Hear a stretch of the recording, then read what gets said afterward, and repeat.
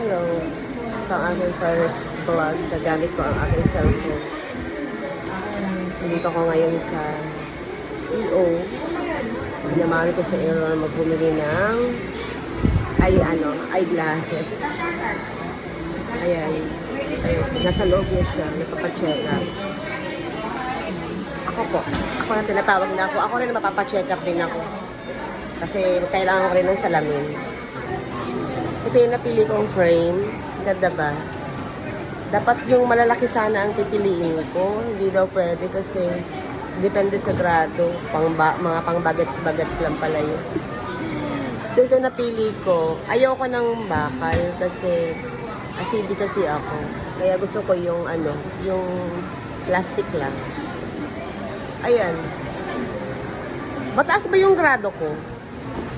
Normal lang. Ano ba? Hindi naman ma'am. Pero may astigmatism na po kasi na. Tapos yung reading mo 150 po. 150 ang reading ko.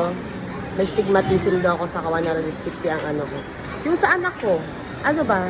Ay, yung mataas ba yan? O normal? Hindi na siya normal. Okay.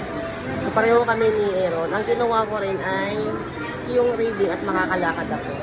Ganda ba? Ang aking salamin. Kaya lang, babalikan ko pa siya sa 11. Sa 11 pa, kay Aaron sa 7. Ito kami sa EO.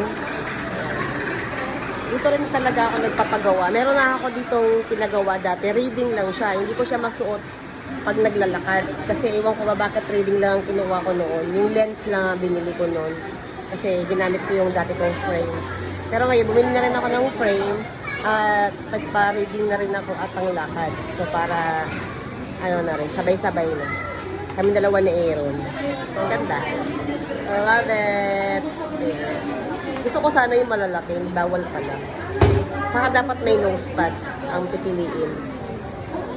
Yun lang. Later ulit.